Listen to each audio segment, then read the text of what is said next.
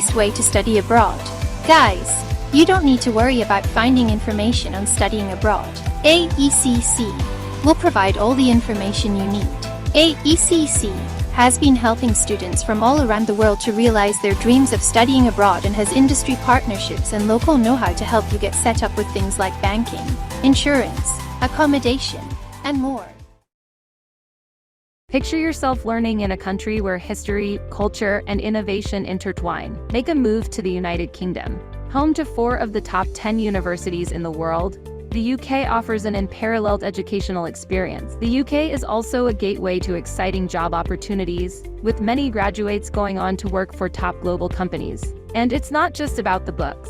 With a diverse student population from over 200 different countries, you'll be part of a vibrant community. But we understand, studying abroad is a big decision. It's exciting, but it can also be daunting. That's where AECC comes in. We're here to guide you through every step of your journey. From choosing the right course and university, to visa processing and pre-departure guidance, we offer end-to-end services, all for free. So, are you ready to take the leap? Get in touch with the AECC today, and let's make your UK study dream a reality. Fill out the contact form on our website today.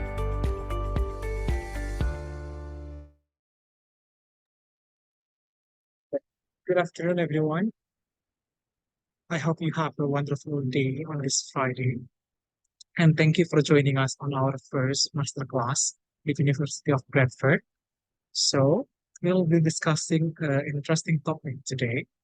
It will be about artificial intelligence in society, balancing innovation with responsibility and ethics.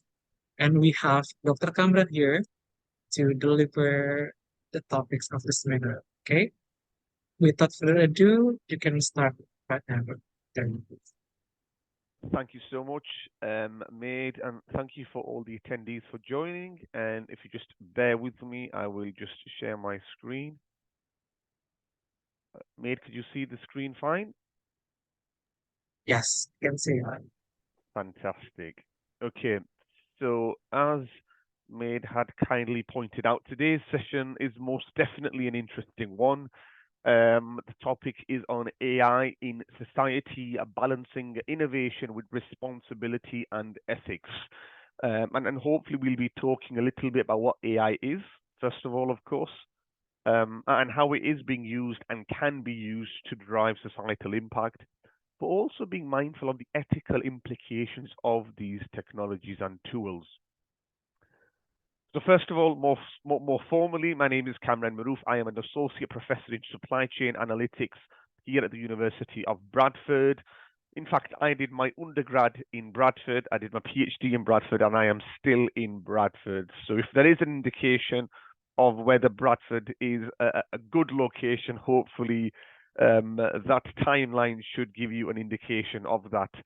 I research in the area of AI. I come from an industry background, and I really try to apply some of the things that I've learned in industry, within the retail and supply chain sector, in research, and all my learnings from industry, I try to really bring to the forefront of what I am investigating as a researcher across several different topics. I'm the program leader for the MSc Applied AI and Data Analytics course, and I also actually lead 2 undergraduate courses or support with the delivery and leading of management and business analytics and finance and business analytics. And much of my work has been widely cited, from the World Economic Forum through to the BBC, The Conversation, and so on and so forth. And of course, I am part of the School of Management, which is a triple accredited business school where we have less than 1% of business schools globally to have the EQUIS, AMBER, and AACSB accreditation. So really proud of our heritage and what we do. So now jumping straight into the topic, I start with this: data is everywhere, right? And as you could see from this picture here, you may or may not have come across the term that data is the new oil, okay? And one of the things I really want to emphasize on this call is, yes, AI is revolutionary, it's very innovative, but you need data in order to make it work. And similar to oil, in fact, data has to go through a process, right? You can't just have the data analytics, the AI bolted on without going through a refinement process. So the data has to be refined, has to be ready and fit for purpose as well. Okay, so just keep that at the back of your mind as we go through this session and discuss the significance of data. And the next point I really want to make is often you hear, AI, machine learning, supervised learning, unsupervised learning, and I just wanted to kind of contextualize how all of these things really fit together. Okay, and often I use Russian nesting dolls as an example and a means to describe what AI actually is and perhaps what AI isn't. So if you think in the broadest sense, we have, again, going back to the point of the data, a term that's often used and referred in industry, in academia, is garbage in, garbage out. Okay, so the essential top and the bottom of this is if the data that's actually going in is not accurate, then unfortunately, no matter how sophisticated your algorithms are, no matter how much data you have access to, if the data isn't correct, the recommendations will also not be ideal and correct as well. Okay, and this is a very important point, particularly when we're thinking about trying to use AI to overcome societal challenges. It may be global warming, it might be net zero targets, it might be trying to have a cleaner supply chain and cleaner agricultural sector. For AI to work, we need to start thinking about whether we have data points that are being collected within those industries. And I'm going to touch upon some good examples of that in a few slides. But essentially, what we see here is, in a nutshell, what AI is. So the broader sense, so on the left of the screen, you could see the larger nesting doll being AI. So if we was to open up AI, within AI, we would find machine learning. Okay. And if you open up machine learning further, then you would find supervised learning and unsupervised machine learning. And we'll talk a little bit about what these mean in the next few moments. And if we was to open up supervised and unsupervised machine learning even further, then what would we really start driving the AI is data. Going back to my earlier points. So data is very, very important. And we have been collecting a lot more data in recent times. For instance, let me show you this infographic.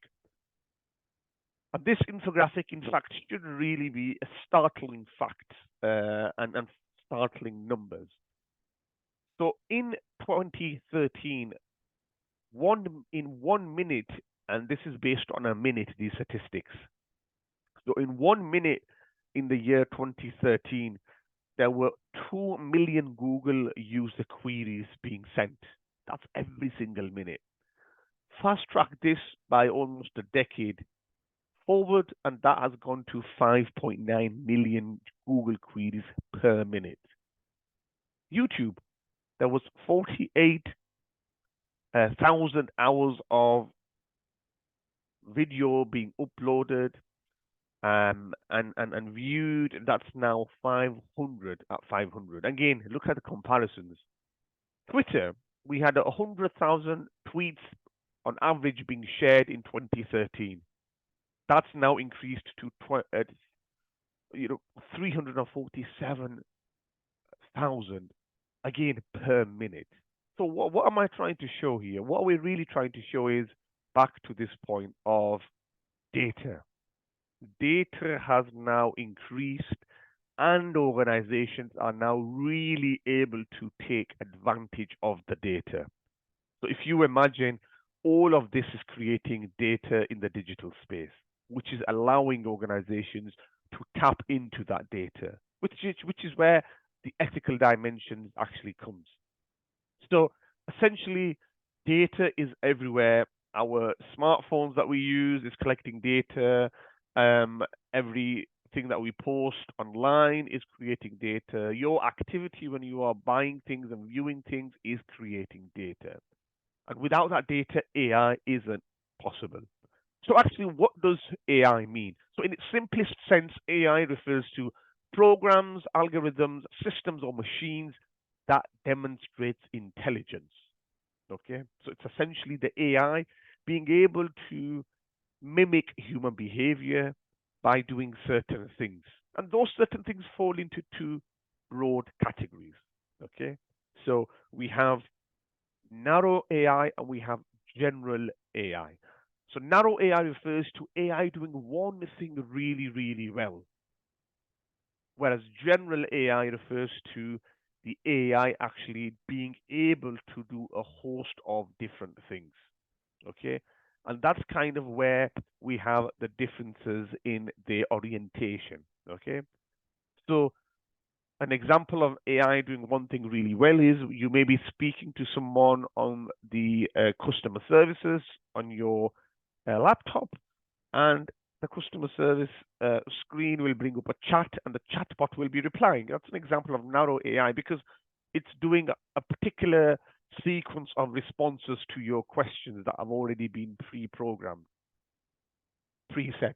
Whereas general AI is more about functioning as humans, as we do as individuals, being able to do a range of things rather than just one thing. So I'd invite the audience to put on to the chat or even in the Q&A whether you think currently in a more general sense, in a broadest sense, whether we are at the narrow AI stage or whether we are at general AI. So I would invite the audience to put their comments there. I will move on because I am mindful of the time, but it will be interesting to see what your thoughts are, whether we are at the narrow or the general AI point of view at this moment in time. And I'll review those questions when it comes and answers when it comes to the Q&A section. So let's look at some practical examples. We've now spoke a little bit about what AI is. It's very important that we have data and capture data. Now let's look at some interesting examples of how AI is being used in business world. Then we look at examples of AI being used for societal impact. And then we'll talk about the ethical challenges and considerations. So this is always an interesting one for me.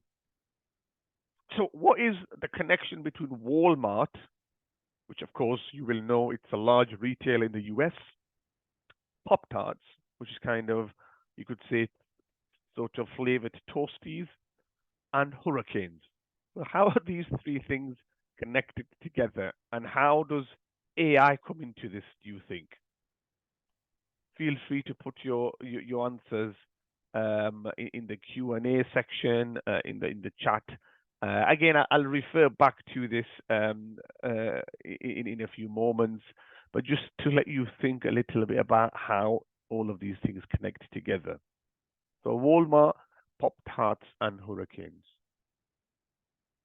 And an example kind of similar that we experienced in the UK, I'm not sure that in Indonesia it was the same, but what do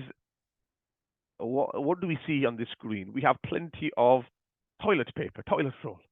So in the UK during the pandemic, we found that a very unusual consumer behavior. People were just stocking up on lots and lots of toilet paper. Now, we weren't able to forecast that because COVID, it was the first time that COVID had hit. And we didn't expect toilet paper to actually go off the shelves as fast as it did. Now, of course, God forbid, if there was ever a lockdown or a situation of similar magnitude again, we would know that actually if something like this is going to happen, production of toilet paper, stocking up of toilet paper, creating that buffer in our supply chains is important. And this actually is the same as this earlier slide that I mentioned. So actually, Walmart did some very interesting research, and they tried to see what items do people buy when there is a natural disaster. And believe it or not, 7 times more Pop-Tarts are sold when a hurricane is expected. And after further research, they were able to find this is due to the again, power outages. You don't need, of course, power, electricity to heat these. You can have these off the shelf, energy, glucose. It makes people feel happy, etc. So again, a very interesting finding, which otherwise we wouldn't really know if it wasn't for the AI. Some of you may be on Netflix, the streaming platform. And another interesting example that I would like to share is that, again, Netflix uses AI based on knowing its customer. So if you have two people watching the same movie, but those two people are traditionally affiliated with watching different types of movies, the AI algorithm will change the thumbnail of the movie. So, for example, if you are a comedy fan and you are flicking through your Netflix on Good Will Hunting, you may see Robbie Williams on the thumbnail to attract you to view this. Whereas if you are more of a romantic novel fan and movie fan, you may find a scene like this where it may then allure you to view this. So again, very interesting tactics, and which again people could argue may be bordering on manipulation, and so on and so forth. So again, interesting to see how AI is being applied by businesses. Now, we've seen what AI can do for businesses, and again, most of the application of AI in recent times has been in the retail sector, in the business world. Let's look at some societal impact of AI. And this is where really AI can come to the forefront. And AI can be used, in fact, to overcome challenges that we are struggling to overcome at this very moment in time.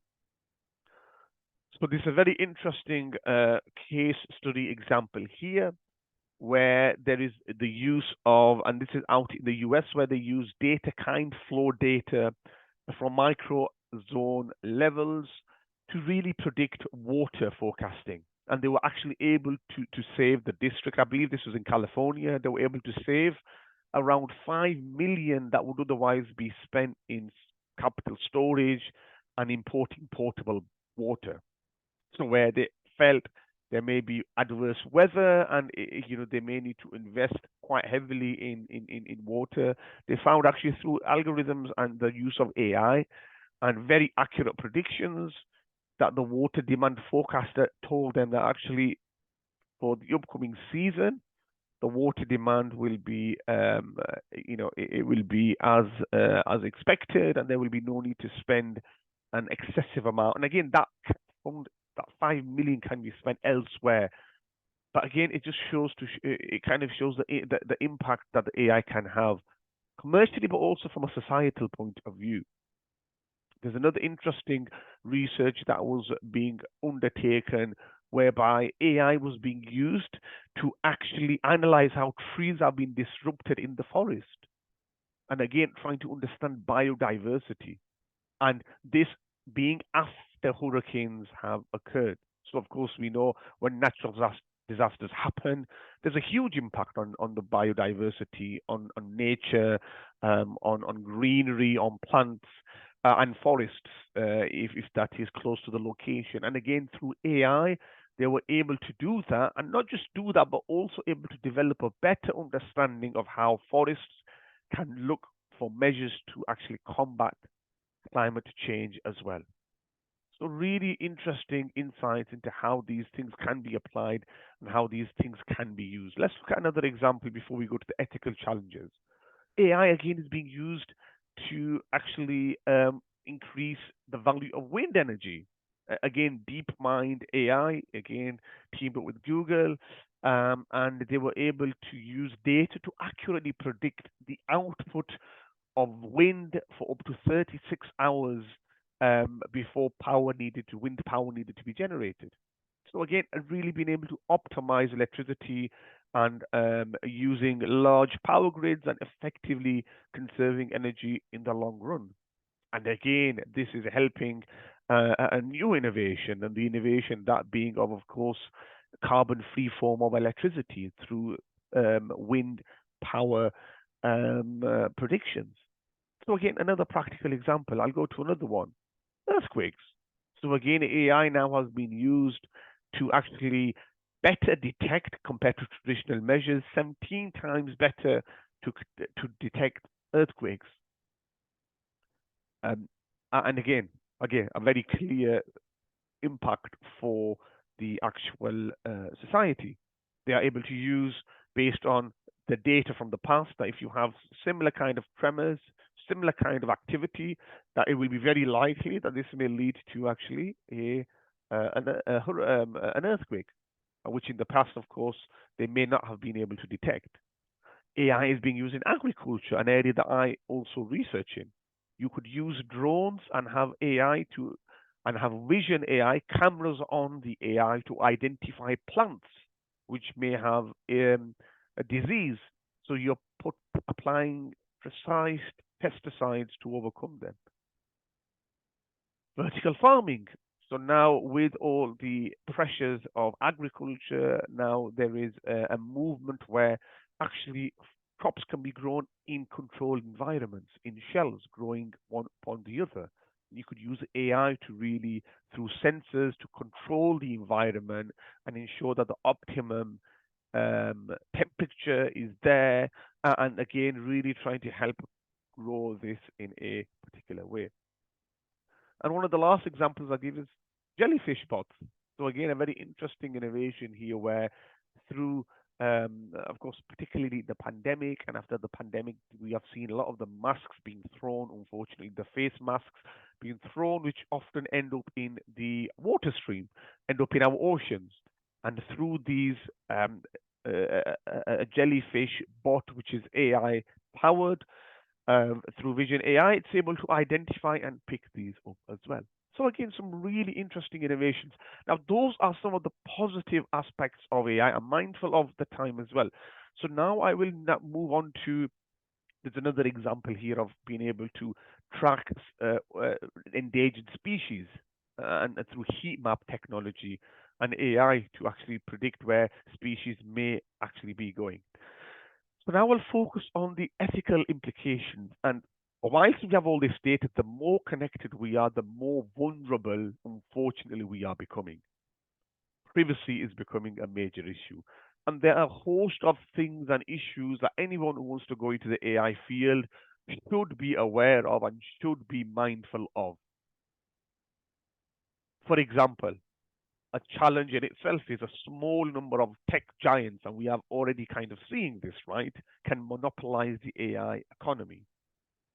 They may, of course, be able to control who has access to tools, technology, data, and skills. We spoke earlier about the manipulation piece. The algorithms actually, in a way, might be convenient for us, but equally may be manipulating us. And I often give the example of how do we have ethical use of algorithms and AI? In instances, you may be promoting alcohol to an alcoholic. You may be promoting gambling to somebody who has a gambling addiction. So how do you actually manage that dynamic, and how do you ensure that these things actually are not a risk for the populations as a whole? There are many arguments of AI can actually just increase the gap between the rich and the poor. And unfortunately, AI has seen a lot of racial biases in recent times. This is actually a real case where Compass AI software was seen to continually show a racial bias in predicting higher risk for colored prisoners compared to white prisoners, although the white prisoners may have actually had a more dangerous background in the first place. And again, this is because the human again goes back to data, right? If the humans are programming the data in a particular way, then that is also seen in some of the algorithms.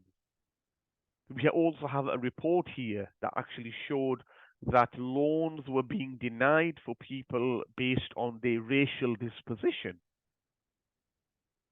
and that actually there were more rejections for people who were coming from a underrepresented background.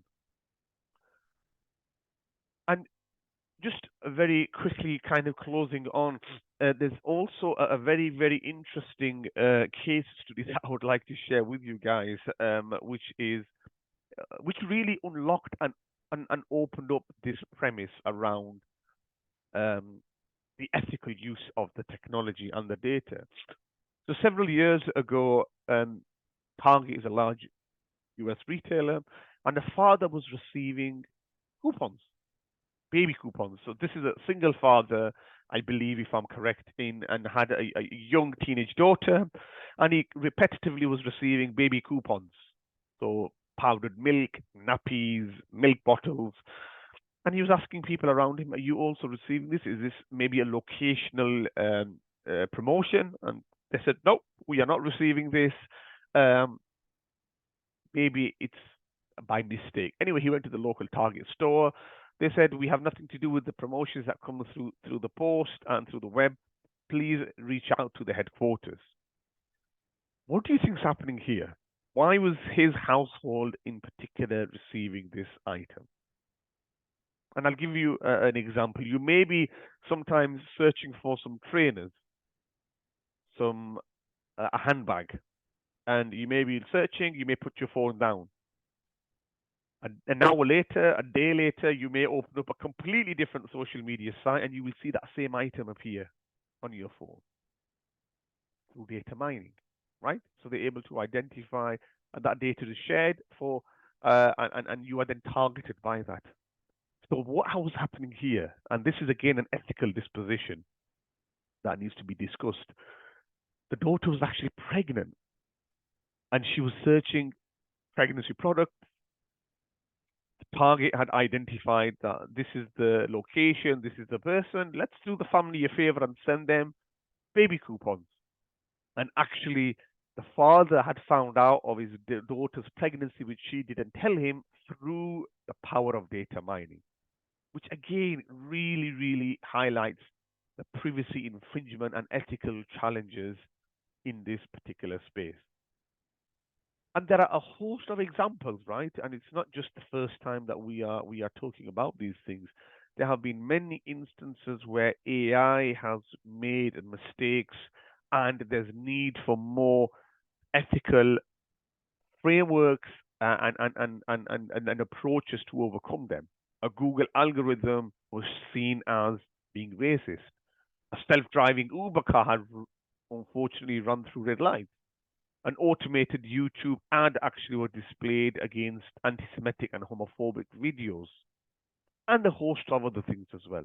So whilst the AI is there, it's being used in businesses, it's being used for society. There are issues and challenges that need to be focused on. And this is essentially why it's very, very important for future leaders like yourselves, if you are interested in being in the AI space, to also try to bring together and understand the role of AI and ethics. Because remember, when it comes to ethics, something that's ethical may not be illegal, and that's a very clear and important point. It might be unethical, but it may not be illegal, right? So that's where that's the gray area where organizations may choose to operate. So long as we're not breaking the law, we will continue to do what we are doing, be it by using data, sharing data, and data manipulation. And another challenge is technology is transforming at such a speed that legislation is still playing catch up. And this is why it's very important for us to focus on having an office for responsible technology, and of course, as educators, is have the students learn the issues, the nuances, the challenges of and creating and working towards a framework of ethical AI. And on my MSc Applied AI and Data Analytics course, we essentially are focusing quite heavily on responsible AI and safe use of AI. And on the last few slides, then I'll give some other examples of actually autonomous vehicles, right? And autonomous vehicles. And another challenge we have when it comes to an ethical premise is the AI is trained on someone else's value systems. And I'll kind of talk a little bit about that. So we mentioned before, supervised learning and unsupervised learning. So autonomous vehicles rely heavily on AI to identify items, people, objects when it's driving. But what does AI do then in the instance of, let's say, as a human, you are driving, you see on one hand a female pushing a pram. On the other hand, you may see an elderly person. You're driving, you've lost control, and you have to swerve one way or the other. Which way do you choose? It's an instant reaction, right? But in such circumstances, AI has shown to make very different decisions. And an interesting research, I believe, which was conducted by MIT in the US, found that actually even in autonomous vehicles and the algorithms, because they've been trained by people from different culture bases, the algorithms and the cars would do completely different things. So those who were actually those who had the programmers and the trainers of the AI algorithm from a more collectivist society system, such as the Middle East, Southeast Asia, and Asia, they would really focus on preservation of the elderly people. In the West, it was more focusing on individualistic and value systems. And in other words, focusing on maybe youngsters, females, and so on and so forth.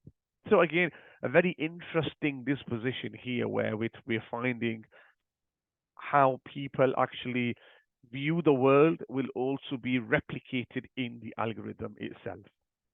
So again, AI doesn't have emotions, and it will absorb the emotions of those who are the programmers, which is again why there's a huge need to diversify the AI pool and the talent pool itself. And again, morality and machines. How do you train machines' emotional intelligence? And just kind of on a final note, I wanted to kind of say that it's probably more influential than you think it is, right? And there was a study published, Harari 2017, who stated that actually a Facebook algorithm needs only 10 likes in order to outperform the predictions of work colleagues, i.e., things you are interacting with in the social space, in the social media. It needs 70 likes to outperform friends, i.e., it would know you better than your friends just based on 70 likes that you have done. 150 likes it needs to outperform family members, and 300 likes on Facebook to actually know you better than your spouses. So again, an ethical premise here, right, is we are using these tools, but are we aware of the impact it may or may not be having in the context of your daily lives? And this is why there's a need for us to have ethics experts. We need to have a committee and more focus on bringing together people from a broad discipline areas. And this is ethics and experts in ethics, lawyers, business strategists, bias scouts, and subject matter experts. And the positive thing to say is actually this work has already started, and there are now AI frameworks and ethical frameworks that organizations can abide by as a guidance and a framework of how to overcome and ensure that the AI they are using is fit for purpose, and it is most definitely being used in its ethical disposition.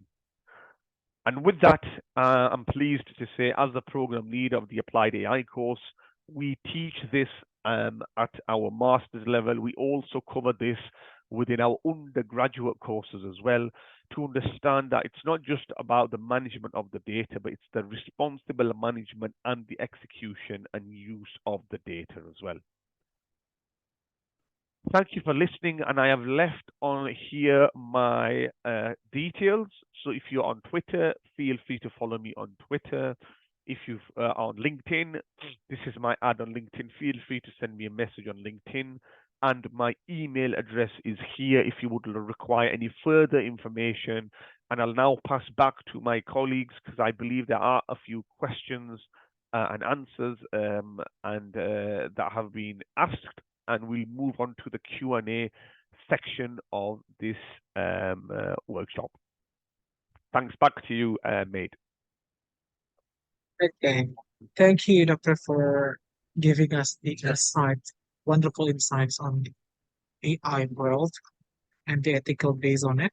So there's a few questions here.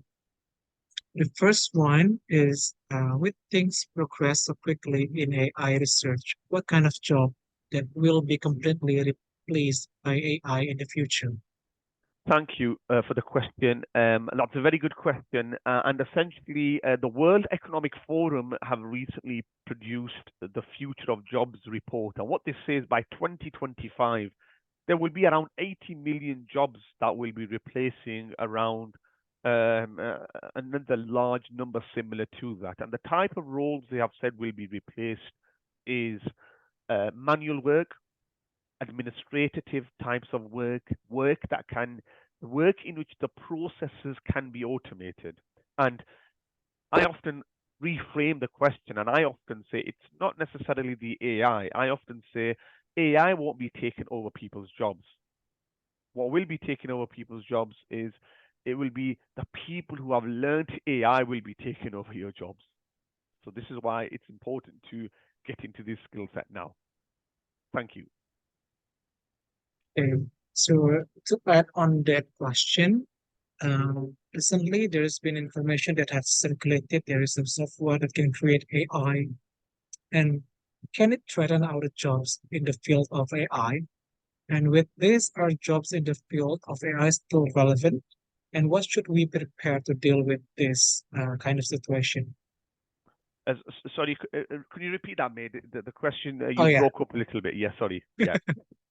So there's recently like information that's circulated. There is software that can create AI, and can it threaten our jobs in the field of AI? And with this, are jobs in the field of AI still relevant? And what should Sure. we prepare to deal with this kind of situation? Sure. That's a good question. So remember, guys, AI has its limitations. At the moment, AI is still in its narrow disposition. AI still needs human intervention. It still needs human creativity. It still needs human intuition. It still needs human emotional intelligence. So the AI alone is not going to be able, based on my own reasoning, to completely replace jobs and impact even jobs within the AI field. Yes, it will help to streamline certain things, but the human intervention, the human creativity, and the human aspects are the most important. And you have to also bear in mind that even some of these generative AI, ChatGPT, and a host of these others, they are trained on data sets up until a certain point. You may not be able to tell you what's happening today or what's happened yesterday. So again, we still have control. It's how we immerse ourselves and use these tools to our advantage that's very important. The next one, if we create writings, contents, or ideas with the help of generative AI, who owns the copyright to that?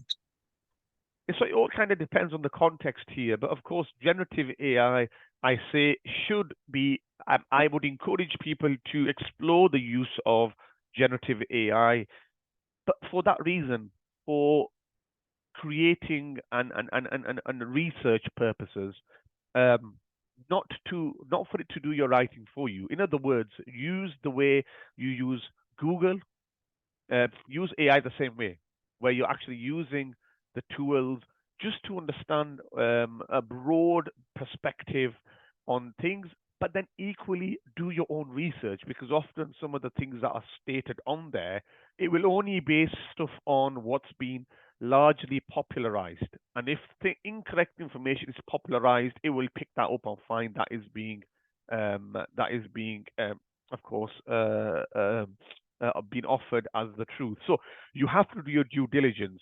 In terms of copyright, of course, it's not being generated by you. If I'm going to give a quick and short answer, it's been generated by a tool. You, of course, would have to sense check that, reword certain elements, sense check it in order to make it your own, and that's where your input is required. And that would be the same, I believe, in various sectors. It's used as a tool and a resource rather than for it to be the end all be all. Thank you. The next one is regarding your statement on how AI manipulate human buying behavior when being offered gambling and alcohol. Don't you think the issue fundamentally lies on what's being offered? In this case, like gambling and alcohol instead of the AI itself? I think AI is a tool which can be used to promote goodness in this world. Or what do you think about this thinking? Absolutely. That's a fantastic question and from very critical lens there. Absolutely. I mean, I so wholeheartedly agree with it depends on what the AI is being used for, right? And what you are offering it by all means. It's no different to a traditional promotion method where you're sending postcards out and you may be selling things that are illegal. I completely agree with that. However, one of the premise we have is how the data is being used, because often you may have captured something on a website somewhere, and that data may be shared with other people, and it's not necessarily the what, but how that actually may be infringing your privacy rights. And an example I give often is if you look at what happened with the Trump campaign and Cambridge Analytica, data from Facebook was actually captured and then shared with third parties who then used that to inform the outcome of an election. So there is issues and challenges there. Now we do have more robust legislation such as GDPR, where the data controller, data processor has to really take responsibility for their active involvement when it comes to the utilization and the management of data. But absolutely, a more fundamental question is around what's being offered. Yes, AI can be used to promote good, but still AI and the way in which it can capture data and manipulation in general. So let's not even look at gambling and alcohol. Let's look at it maybe on one hand convenient, but on the other hand, it may be leading us towards impulse buying behavior. It may be leading us towards purchasing items which otherwise we may not necessarily have done. There's a huge focus now on sustainability and food waste, waste from clothing, and a lot of these things often may end up in the landfill. Fast fashion is another example. You may buy a shirt not because you need it, because it's cheap and it came up on your promotion. So there's a broader premise to this discussion, but I do agree with part of the sentiments that, of course, it depends on what's being offered. So thank you for that. But again, there are other considerations that need to be taken. Okay, for the next one is about according to the developing the AI, should we have like a basic skill for creating algorithms or coding? As novices, how do we start to learn to create AI? Because sometimes we only use like the default AI. Yeah, that's very good. And I think where we are now is that students should be looking and focusing on having open source AI skills. So you are having the ability to do some simple coding. You are able to understand some of the languages that are being used in these large models. Because ultimately, you may have vendor based, which is more easier to use because the vendors are like drag and drop. We don't do the back end stuff. But I think having some proficiency and hands-on ability to understand the coding language as a whole is a very good starting point, and it's very self-intuitive. You can learn this as you go along. On our course, in fact, our MSc Applied AI course, our course is targeted for students from a non-technical background. So we actually bring in students with no AI skills. In 1 year, they will learn Python, they will learn R, they will be exposed to Google Analytics platform, to Tableau, and to SAS Analytics. So it's about how you create the capacity and the delivery style is very important, and that's one of the things that we do as well. Okay, so add on that, should we like have a master basic like we master the basic of programming or computer science, or what are we going to learn in the university if we take this major, like this Not AI major? necessarily. Yeah, not necessarily. I mean, ideally, yes. However, our MSc Applied AI course has the largest applied AI graduates in the whole of the UK as per HESA 2022 data. And 95% of those, 90% of those students have come from no technical backgrounds as well. They've come from a far STEM or non-STEM background. Some of them have done um, history and culture. Some of them are clinicians working in hospitals. Some of them are solicitors and lawyers. So your background doesn't necessarily need to define where you are going and where you are heading. And that's why our AI course is delivered from our triple accredited business school and not from the computer science department. Got it. And then for the next one, we are currently in the early stages of the AI era, where various sectors such as industry, business, education, and agriculture are enthusiastically transforming their process toward automation and intelligence. This transition process can be significantly enhanced with the assistance of experts. What is your opinion on the longevity of job opportunities for individuals who can facilitate this transition? Will these opportunities persist over the long term, or they are merely valid for the transition period lasting only a few years? Okay, that's a fantastic question. In fact, a very well thought out question. My advice or my suggestion would be is that yes, we are in the intersect of transforming organizations and sectors, as you've rightly said, and making them AI ready.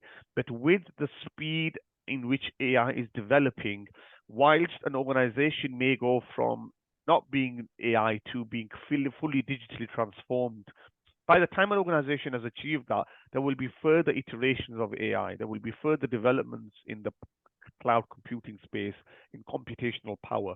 So people in this space will be, it's not necessarily once this transition has been made, then those people in this field will have no longer have anything to do. In fact, they will have more to do because then it's about being sure and ensuring that the building blocks are in place and the foundations are in place to then allow the organizations to then scale up even further and engage in those actual a roadmap or the digital transformation roadmap for the organization. So I would definitely think that if you have the AI skills and if you are helping transform sectors and organizations, that is not necessarily a bad thing at all. And you are probably on the right side of where you need to be because most industries are transforming and there is a serious lack of individuals with those particular skills, particularly applied skills, the AI and the applied element, which links and bring those two things together.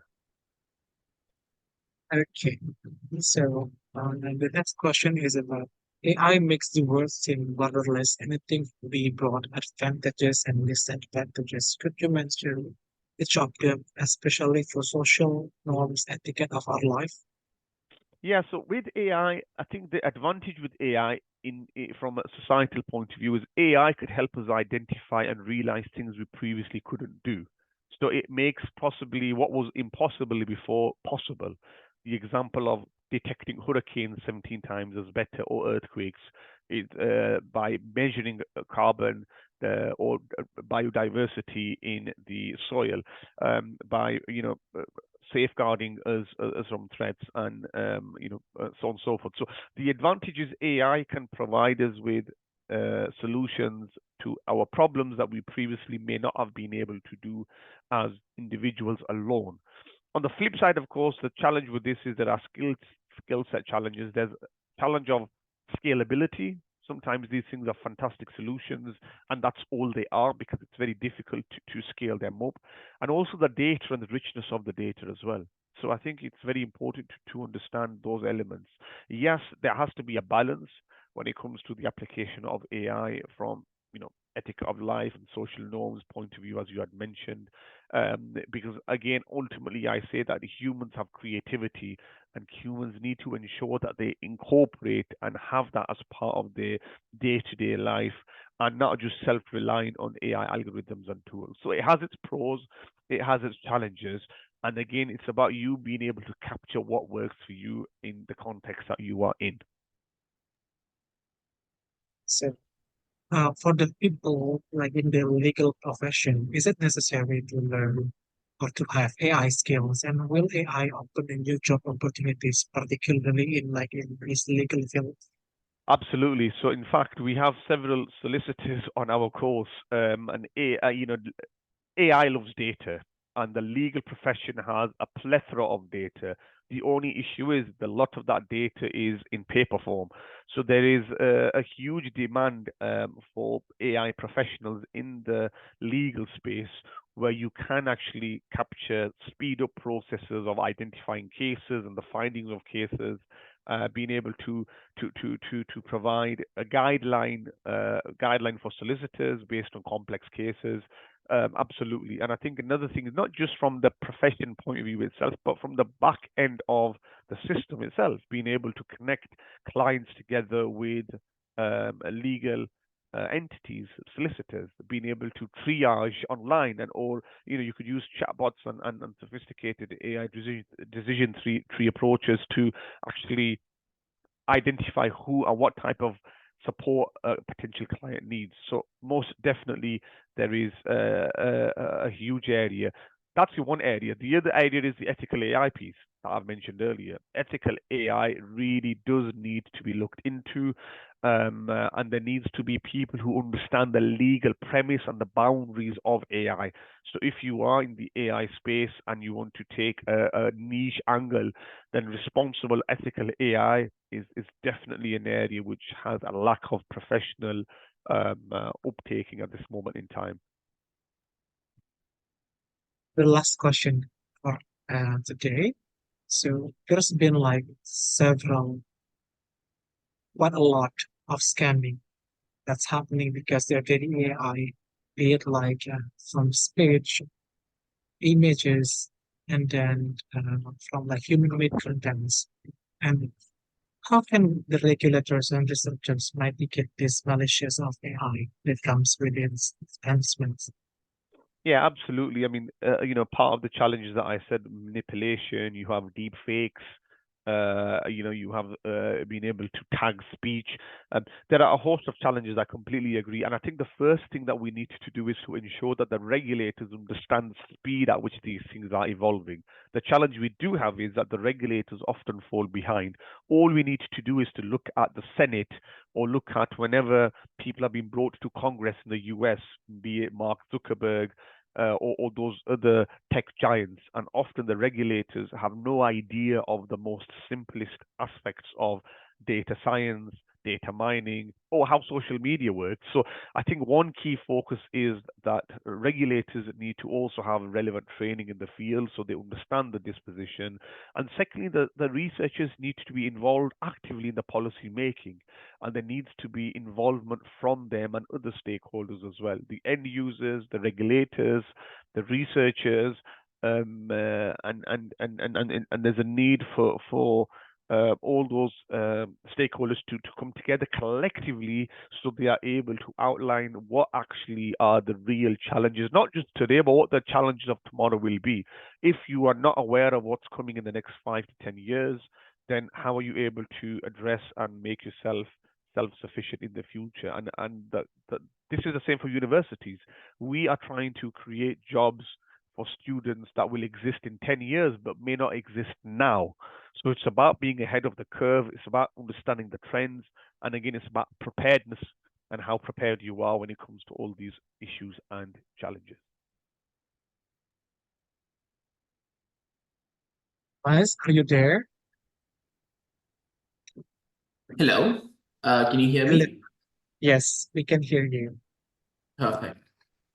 Okay, so we will hear more about the University of Bradford from us. Just And give me I one think, minute. yes. And if you have any questions, please do follow Dr. Kamran's social media. You can discuss with him personally further with AI and things related. And We have Maz here to give you information for the University of Bradford. You guys who's interested in studying the UK, especially to this program in AI, Maz will explain further about this. Perfect. Thank you so much, Madhi. Thank you so much, Dr. Kamran, for such an insightful session. I think we can all agree on the fact that there is a lot of developments within the field. And personally, for me, not being from this background, I've learned a lot. So thank you so much for that. Quick introductions. My name is Maz. I am a conversion officer at the University of Bradford in the UK. I'm going to take you all through a couple of important points about the university, about the city of Bradford, how student life is, what is needed to know about the university, and any questions you have, feel free to drop them in the chat box. I'm more than happy to take them over for you. So I'm sure most of us in the session have heard about the different parts of the UK, London, Manchester, and different parts. So Bradford is actually a city in the UK. We're located right in the center of the country. So as you can see, we're very well connected to different parts of the UK, especially by train. So London is about 3 hours away. Leeds is about 20 minutes away, Manchester an hour away. So we're very well connected to the different parts of the UK. We also have our own international airports, which is Leeds Bradford International Airport, and the Manchester Airport, which is also very well connected to different parts of the world, is also accessible. So in terms of location, it's very well connected. Bradford is known to be the city of culture for 2025 because the city is packed with culture, packed with heritage. There's a lot to see in the city. Let's say if you want to go outside 20 minutes outside the city, you can see the beautiful countryside that, as you all must have heard, the UK to be known for. The best thing about the university is that it's located right in the heart of the city. So everything is quite convenient and accessible for you. Just moving on to why do students choose Bradford as a destination to study? There are many points, to be honest, but I'm really going to focus on the important points. So when you study at Bradford, you're a part of a student community that come from around 130 plus different nationalities. All right. So you being an international student do have that exposure of getting to know different people, different nationalities, which also at the end of the day builds you at a personal level as well. We're the first in the world for careers and employability services. When I say first in the world, we've got a very great careers department, which has had a success rate of 94%. So 94% of our students receive jobs in the first 6 months after graduation, usually. So that's the kind of support the careers department provides to all students at the university. As you must have heard in Dr. Kamran's session as well, our business school is one of the top elite business schools in the world. So we have a triple crown accreditation, and almost any program that you study at the University of Bradford will have some of the other professional accreditation attached to it. So you're not only academically growing, but you're also, for example, let's say if you complete your marketing program, right? You have a program that is accredited by CIM, which also allows you to further progress within that field.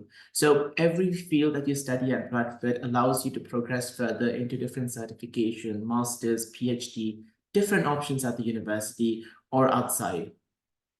We're the top 3 in the UK for satisfaction with accommodation cost, living cost, and value for money. Now, when I say we're the top 3 in the UK, it's because you're one of the most affordable cities for international students to stay in. I'll definitely hit and touch base a bit about the accommodation cost and why do I say this in, essentially as well. But this is just an idea about the affordability aspect for international students.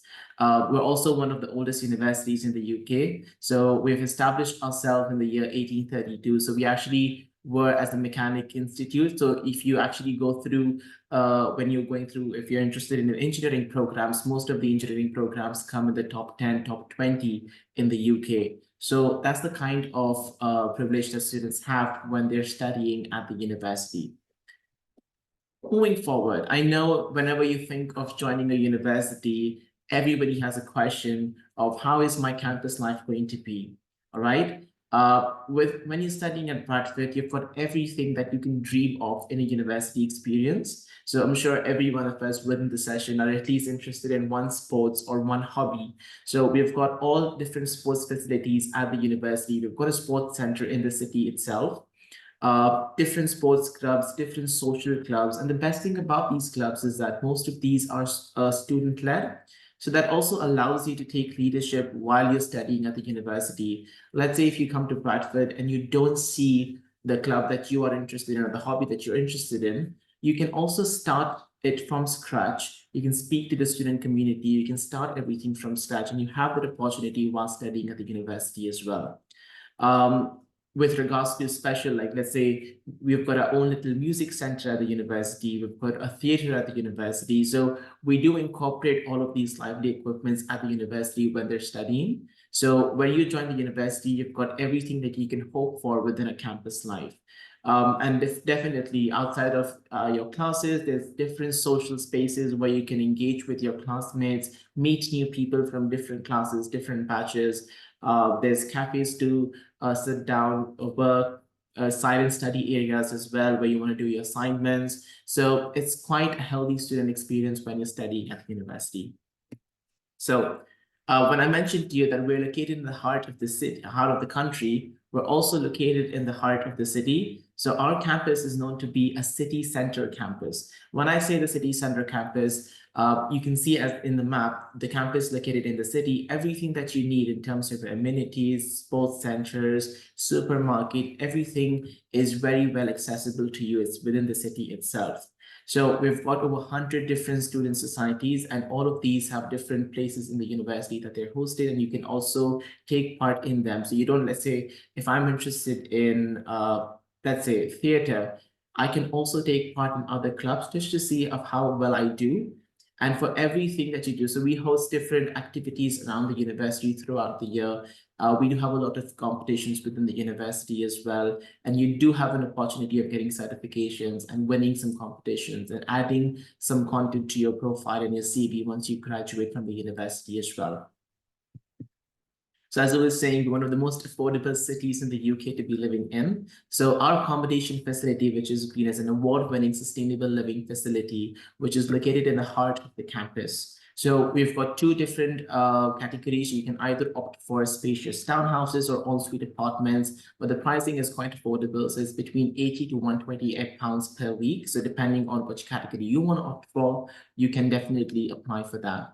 There's guaranteed availability for all international students because it's quite a big facility. So we've never had a situation where students haven't had a chance to live in the accommodation. There's always options to live in the accommodation facility.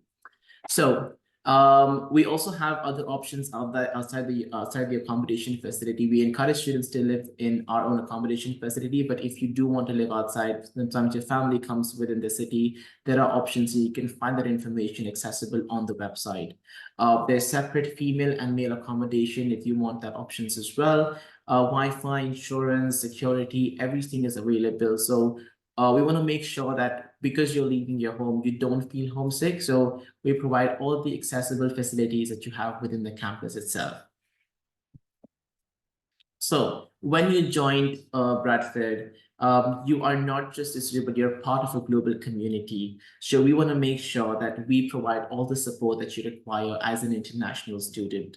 So we have personal tutors. Sometimes you attend your classes, you have more doubts, you need more clarification on subjects, so you can schedule in appointments with your lecturers to kind of get that clarification as well. Counseling surveys, sometimes you just need to speak to someone, you provide that at the university as well.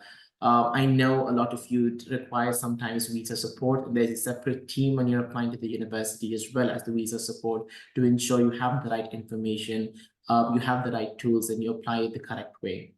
The best important thing that I personally like about the university is that we've got a free language center support. So let's say if I'm an international student and if I join Bradford and if I want to learn a foreign language, I can take up that foreign language free of cost at the university every academic year.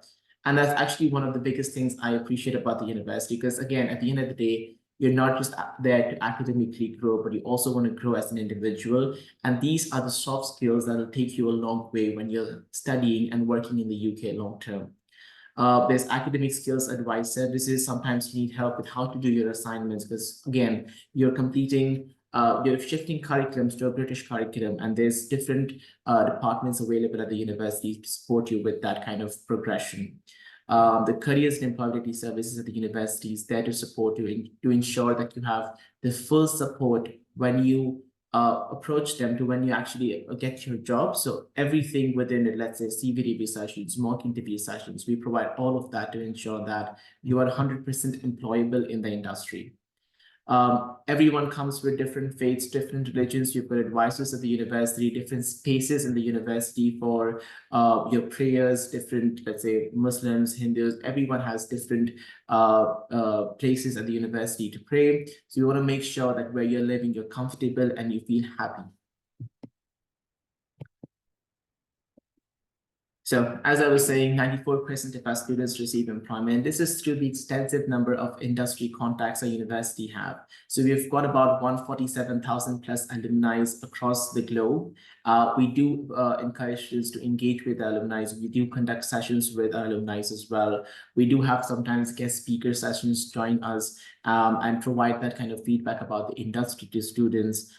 We have contacts with local, regional, national, and multinational businesses across the sectors of the global economy. So at the end of the day, once you graduate, we do provide you the support that you need to ensure that you're well placed after the graduation as well. I'm sure all of us at least know one company from here. So these are the different companies our graduates are currently working in, and you do have opportunities to kind of engage with them and understand how their journey was, so you can kind of take insights from their journey and replicate that in your journey when you're looking for jobs outside the university as well. These are the global alumni networks. Alumni are working in different parts of the world right now, which we always encourage us alumni to go across further to study as well. Alumni sometimes currently, as you must have seen, Dr. Kamran has mentioned, he's done his bachelor's and PhD and currently teaching at the university as well. So we do have a lot of our alumni progressing further into academic fields at the university as well. These are the different faculties we have at the universities: the Faculty of Engineering, Health Studies, Life Sciences, Management Law, and Social Science. So feel free to go to the website and get each and every program information, because we have more than 150, 200 programs at the university. So feel free to just go on the search column on the website, type the program that you are interested in, and just have a look through on the program page regarding the modules of the program, what are the different careers and aspects of the program, and things like that. Just a brief understanding about the entry requirements for your reference. So if you have completed Ijaza, which is Sekolah Menike and Atas, you then join the foundation program. If you complete your diploma, which is D1, you join the year 1 entry. Again, depending on the score you receive, there's different programs have different program entry requirements. So just best to go ahead and place an application with the university, receive a conditional offer letter, and then we can guide you on how you can progress further into your university experience. And for postgraduate, we accept surgeon as S1. So that also have different categories, which is starting from 2.5 out of 4 and can go up to 3.5 out of 4 as well. So the best thing about the university is that our application is absolutely free of cost. So we don't charge any student for application. We always encourage students, if you're unsure about your eligibility to join that specific program, go ahead, place an application. If you don't have your academic documents at present, just provide a brief understanding about your academic profile when you're placing an application, so the admission team can release a conditional offer letter.